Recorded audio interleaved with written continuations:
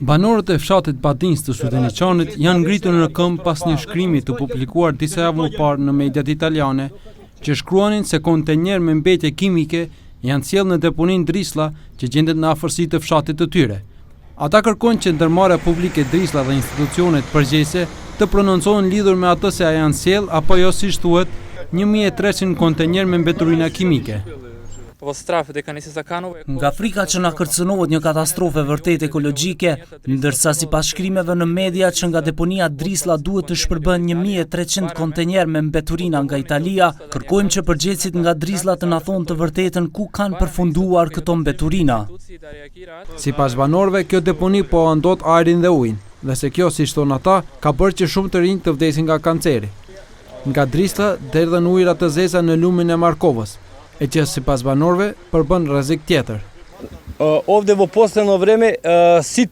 Këtu kohëve të fundit të gjithë që kanë ndëruar jetë, shkak ka qenë kanceri.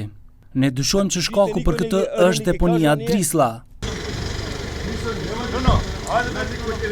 Hyrjes në deponi parapriu një zëng midis banorëve dhe sigurimit të saj.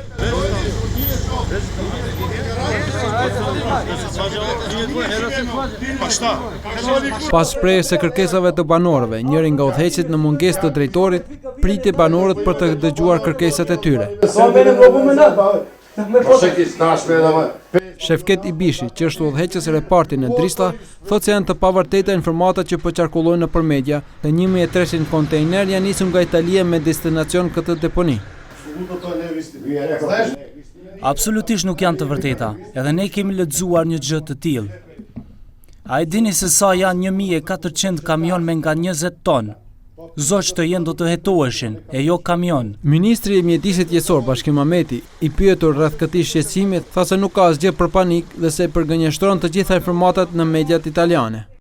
Nuk ka arsye për panik, deri në këtë moment nuk ka hyrë asgjë dhe ministria nuk ka dhënë asnjë leje. Kërkesa ka pasur, por nuk ka përgjigje pozitive. Ne sigurojmë se asnjë materie rrezikshme për shëndetin e qytetarëve nuk do të lejohet të hyjë në Maqedoni. Portali italian Pianeta Italia News dhe Gazeta Roma disa javë më parë publikuan storyn duke shkruar për dyshimin e dërgesave me mbetje kimike nga Italia për në Shqipëri dhe Maqedoni. Sipas tyre, 1300 kontejner janë nisur nga Italia për të dërguar në Maqedoni.